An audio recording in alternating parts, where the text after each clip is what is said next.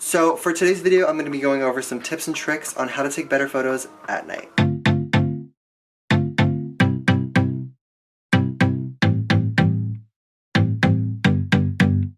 I love the freedom about being able to create basically anything as a photographer, but when it comes to taking photos in low light, things can definitely get technical, but don't let that scare you. I'm here to help, I hope. And I'm actually going to be working with Nikon for this video, which is so crazy to me because I've been shooting with their gear since I started photography about 5 years ago. I'm not worthy. So they sent over the 58mm 1.4 and their Nikon DA50 camera body, paired the two together.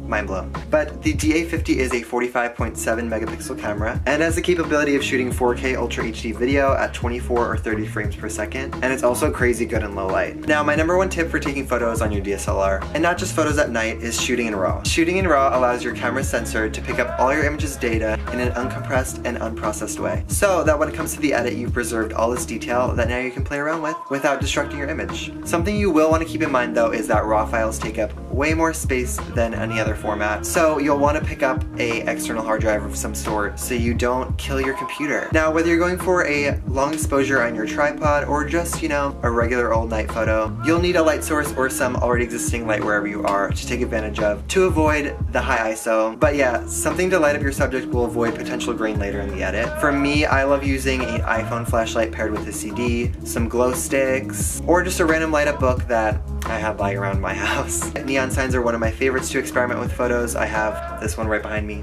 But a neon signs coloring paired with shooting in RAW will allow you to play with those hues on your subject in the edit without destructing your file.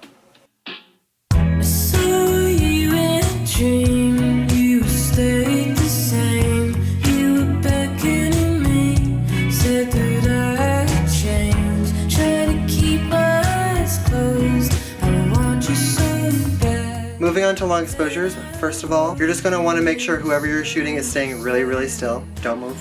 But photographing passing cars, a sparkler's trail, or even just your iPhone flashlight again will all work just great. Usually I aim for a 2 to 4 second exposure and then adjust my ISO thereafter, but long exposures are all about experimenting. I mean, photography is all about experimenting, so do what fits you best.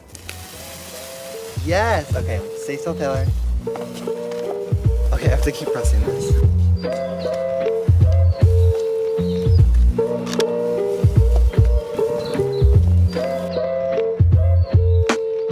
So another helpful tip for focusing your subject at night is an assistant illuminator, and if your camera has it, it'll be in your custom setting menu. This will help by casting a light on your subject before your shutter goes off to assure that whatever you're shooting is in focus. And lastly, if you're taking photos just around your city, bring a friend, stay safe. Alright, I hope you guys liked this little how-to video. I have a whole other how to create rainbows in your photos video. I'll link that down below for you guys. But if you're enjoying my more frequent uploads, throw this a like and I'll continue. But yeah, I'll see you guys soon. Bye!